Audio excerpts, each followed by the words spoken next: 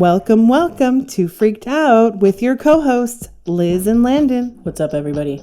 It feels good to be back. We have been dying to get back on this podcast and keep on blowing your minds away. We have definitely had quite the adventure when we traveled across the country, but we are finally settling in and getting back to the routine of the podcast. It definitely is making us happy as well. And we're continuing on to our spooky season. Yes, I want to give you guys a personal experience of ours on our trip. We had stopped into Quebec since we had started our trip on the late side due to our car light having to be changed due to the crazy hit and run situation. We were exhausted, and Catherine, you guys may know her as Miss DIY, she's our main eyes and ears on the podcast page as well. Well, we wanted to finally meet her since she was also out in Quebec. Absolutely. Liz also wanted to get at least one photo with her, but that didn't happen due to our dogs not allowing us to even do anything. Right? It was not easy being in a hotel with dogs, so we wanted to make sure that we headed into the suite quickly and get up early and have a really early start to the day. Well, I am not as spirit sensitive as Liz is, but even I was feeling some sort of hands like caressing my face, and they were touching my hands and my neck all night long. I definitely did not like it. Oh yeah. First thing in my head was, oh my God, this place screams Cecil Hotel. Make sure to check out my YouTube channel and watch the traveling videos we posted so you guys can get a visual on it. As soon as I got in the hotel room, it had mirrors all around.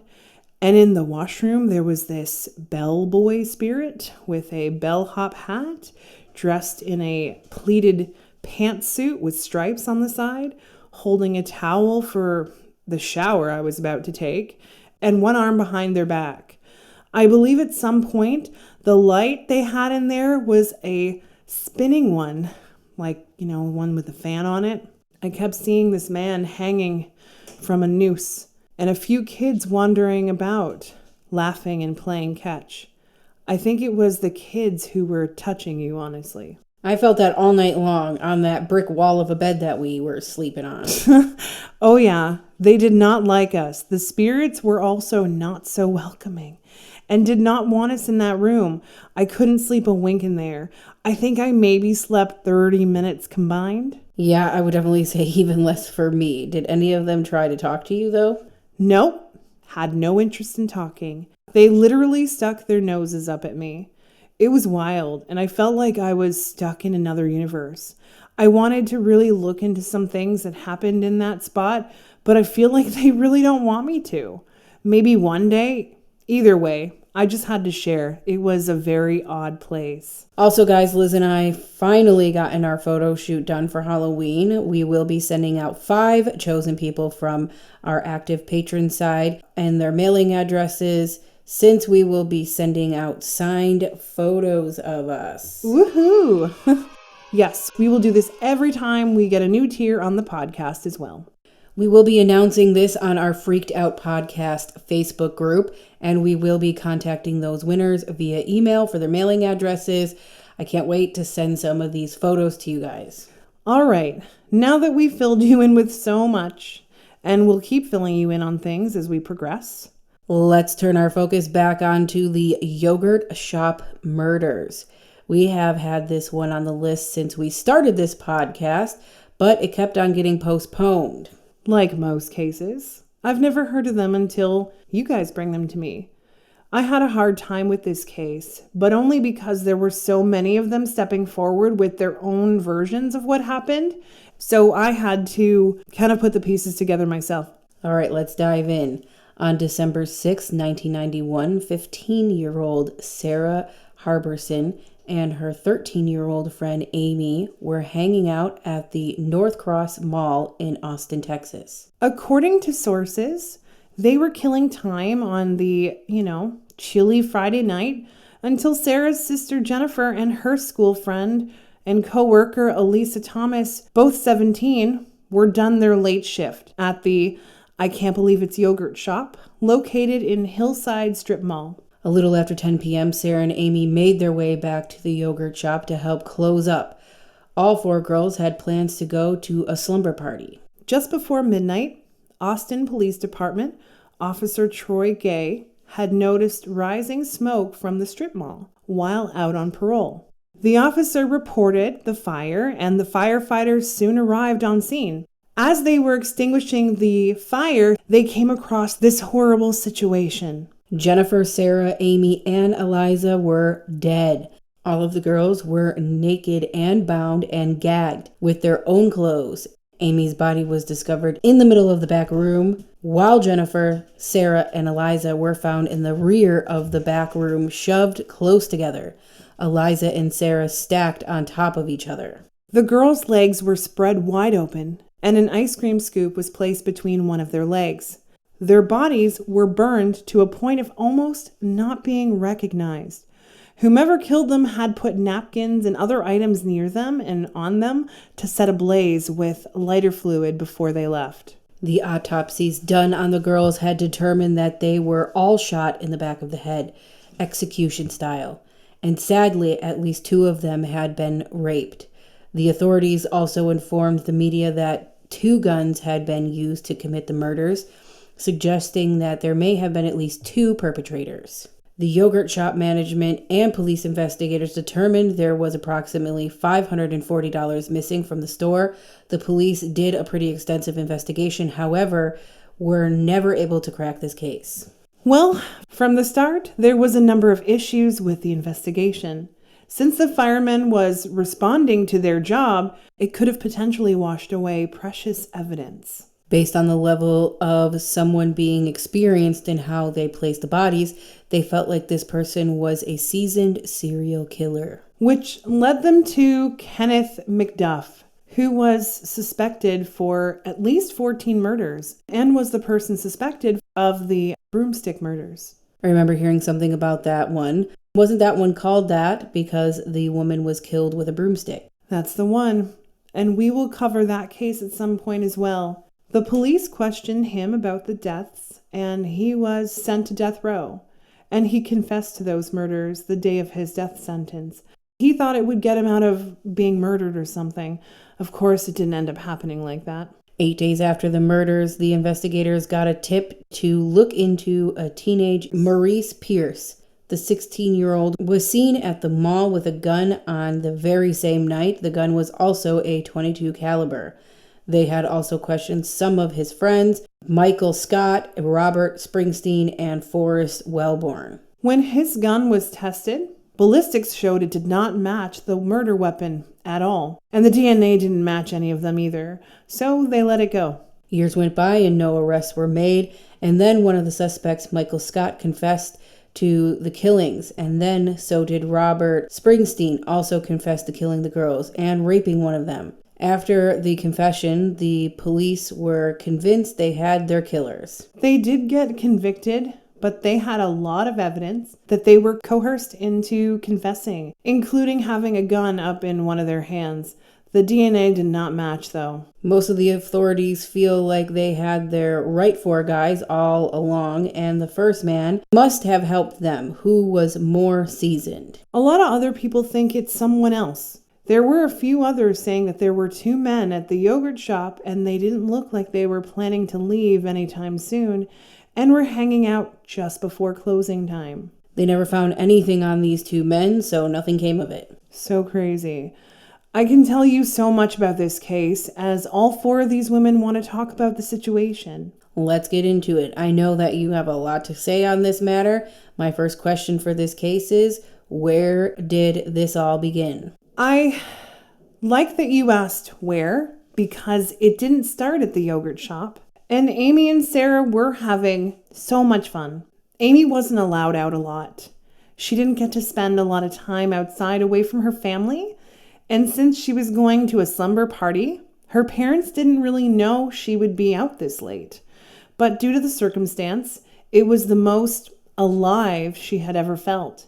She said she was interested in going to the mall and hanging out with boys and eating snacks. This was one of those dream come true moments for her. And from what she shows me, Sarah was one of her cooler friends. And they both liked talking about boys and clothes. And she shows me that there were a lot of her other friends that were still a little bit young to go places and do things, so it was always nice for her to hang out with Sarah. She had a very cool attitude, and boys flocked to her constantly. She was so happy, and she felt like an adult for the first time. She sounds like she was having one of those moments in her life that you start to find yourself. She really was, and from what Sarah shows me, they were possibly eyeballing these cute boys trying to find the possibilities of what could come of the night. You had mentioned earlier that something connected to these two at the mall is where things started. Would you please let us know what you mean by that? I see that the two of them were talking to boys a couple of years older, like I'd say 17. And one of them was a lot younger. I feel like he was about 11, 12 years old. And they were all hanging out and talking. I feel like the girls were getting ready to say goodbye, and once these boys had mentioned to Sarah he thought she was pretty and to give him a call sometime, she took his number. And while this exchange took place, I feel like Amy noticed two older men behind them. She said that the one was blonde and following her. Did they know these two men, and how old would you say they were? I feel like these two men were 24, 25 years of age. And I feel like the two of them were watching the two girls pretty hard once they noticed them. I also feel like the girls had informed these boys that they exchanged numbers with of their plans for the night. And I feel like these men overheard what was going on. Were there any others involved? I think so, but we will talk about that part later. Were any of them connected to any of the suspects? No, but I feel like they did see each other at the mall. Don't get me wrong. I feel like the boys that were at the mall that are suspects currently were trying to impress everyone with their gun and talking about it a lot. And of course, passerbyers were hearing all this in disgust. So I'm sure it made them look crazy. And although they don't have squeaky clean backgrounds, I don't feel like any of them are capable of murder or rape for that matter. Thank you for clearing up that part. Well, from what I see, these two men didn't really say anything to these girls, but did follow them out of the mall. I feel like they hopped into their car and followed them. I keep seeing red and blue for their car. I feel like both of the men had their own cars, but I think that they only got into one vehicle. I also feel like there might have been like a lightning bolt or some sort of music symbol on the car. It looks like it was like gold, and I feel like it was put there by hand. Did these men talk to the girls at this point? No, but from what Amy shows me, she had seen the blonde one looking at her, and she did feel pretty and was getting attention from other guys, so it didn't really bother her too much. Was there any interactions between them at all before getting to the yogurt shop? Sarah shows me that they had said something as they got out of their car that was something along the lines of, "Wow, if I knew that there were so many pretty girls here, we would have come sooner." Yeah, they definitely sound like creepers. Oh yeah, I hear their thoughts. I feel like they were planning on raping every last one of them.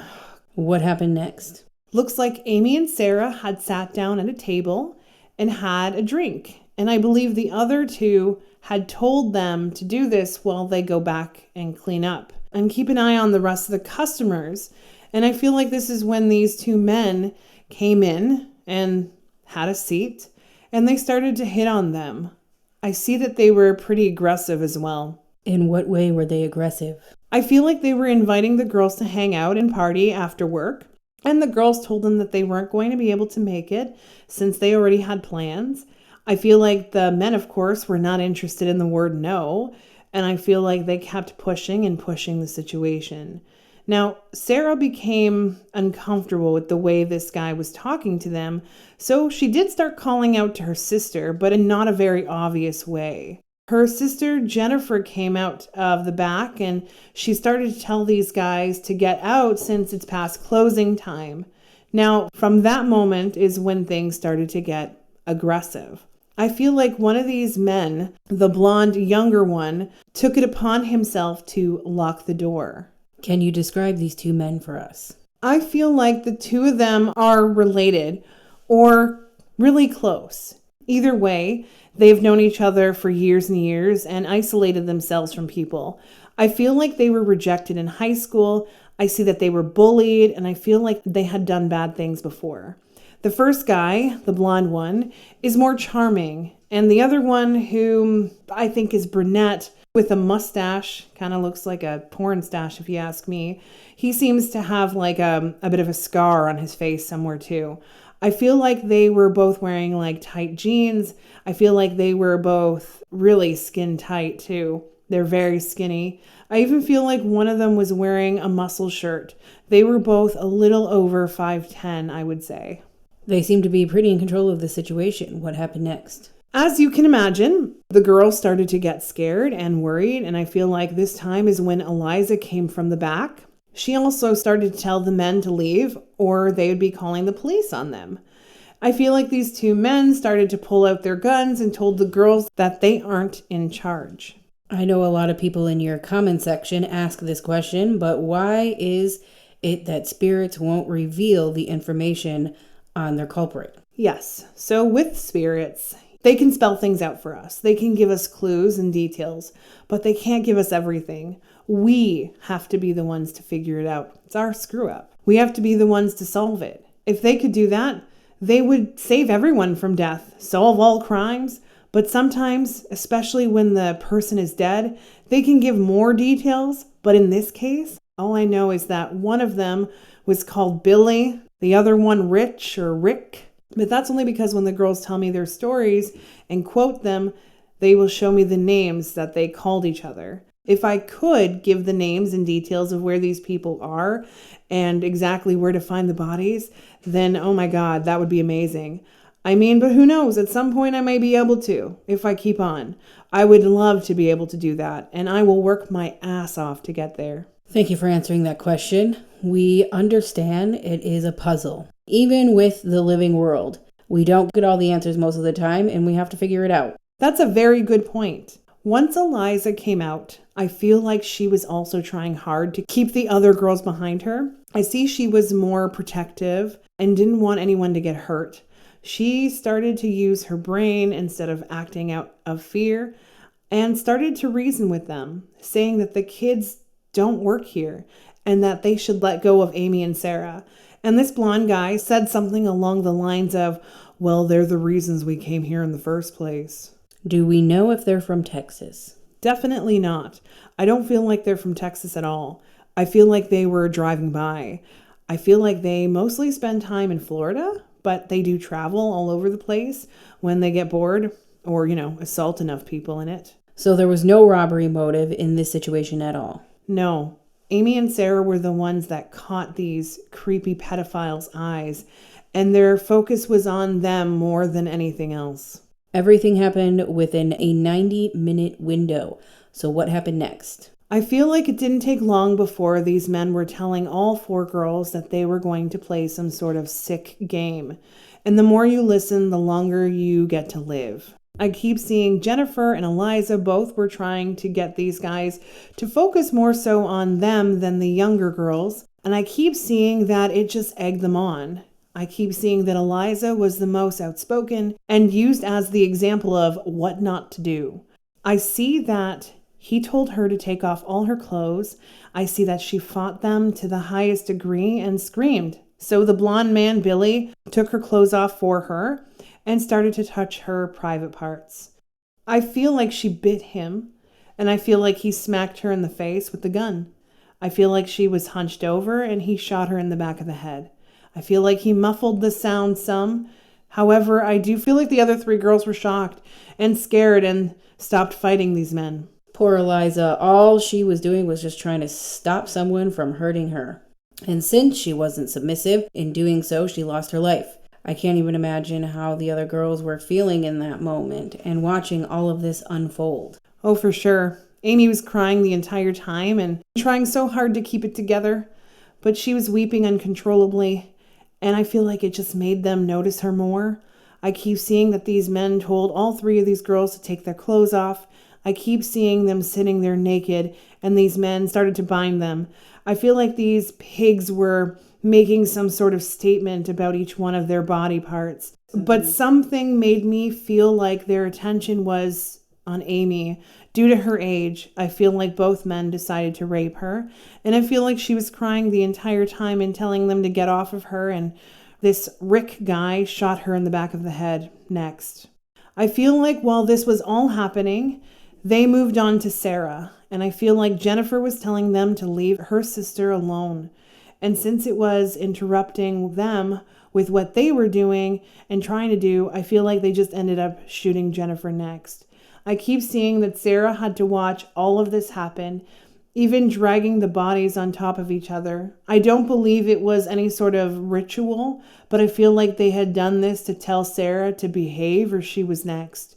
I see that Sarah closed her eyes and ignored everything else that was going on around her. I see they kept her alive the longest. They had raped her as well, and from the sounds of it, they told her what they wanted to do next. They took a little cash so that they could have a nice load of drugs, and I see that Sarah watched them run around the store looking for flammable items. I also feel like Sarah sat down and didn't say much at all. She was stunned and shocked, of course, and she watched them do it all. And from what she shows me, this Billy guy came over to talk to her and said something along the lines of, "Thanks for being so kind and nice and helpful and very pretty. I don't want to kill you, but we have to, or people would know what we had done, and no one can know that." I feel like she asked him something like why, or to the effect of why he had done this. I mean, yeah, it's really a good question, but something we all would like to know. From what she shows me, he lit a cigarette and said to her, "My family is fucked up." And that was it. And he took the gun and shot her in the back of the head like nothing. With that cigarette, that's what set the fire on his side of the shop. And I believe the other guy used a lighter, and I see that he had already started to douse everything before they killed Sarah. I also feel like there was a third man as well, but I don't feel like he came into the shop. I just feel like he was an accomplice outside and perhaps informed them of the police coming. Before these girls really got to start, they got taken away from having the life that they deserved. Is there anything else that they would like to tell us? I mean, just more so that they miss their family, friends, and how much life has changed. They just want everyone to know that they're okay. It took them a long while to find peace, but they have each other. That is good that they have each other. Is there anything else that you could tell us about this case or these men? Well, I can say that they left and went back to their home state of Florida. I keep seeing that the two of them never killed again, maybe raped or other things along those lines, but I don't feel like they got the option to do it again. And even if they did, they were worried on how things would end up in the media, and perhaps they'd get caught for this particular case too. So they didn't want to draw any attention to themselves and kept their killing urges minimally and hunt instead now. Do you know what they hunt? I really don't, but I keep seeing crocodiles and army patterns, maybe a swampy area too. They live pretty much off grid. I do feel like the two of them have missing teeth and one of them walks with a limp. I feel like one of them has a bum knee. I also feel like they both did have wives later, but both lost them based on abuse. I also see a few kids. I feel like one of them has a daughter, and I feel like the other has two kids, but I feel like he never sees them, and they moved out of the state. Could be two sons, but the daughter seems to be the Billy guy's kid, and he often sees her, and she's about 10, and he's never hurt her, but he's not a good dad or good role model. I feel like things will surface about him later too. I feel like they do have their DNA samples in the data system, and it's very possible to get caught. So anyone feel or see any suspicious people doing some shady things, call the cops. These guys have managed to stay off the grid for a long, long time. So if they get in trouble with the law, will they get caught? Pretty much. I know that they will be linked to their deaths, but of course they won't confess, or at least they won't for a while. One of them will eventually crack. I really hope this happens soon. I'm not 100% sure if it will or won't ever happen, but this is what needs to happen in order for them to be caught. And I feel like even with that, there will be a lot of issues with the case that they will have a hard time convicting them. I even feel like one of the accused will also come out of the woodworks talking about how things for him have been hard in his life and blame the police for it. It will be a shit show. And I also feel like a movie will be made of this whole situation too. Whoa, that is a lot of information, but also not surprising when it comes to this case. I feel like it will get solved eventually, and something just feels like it's going to happen. I think it will happen. Thank you for helping provide details of this case, and thanks to the girls Eliza, Amy, Jennifer, and Sarah.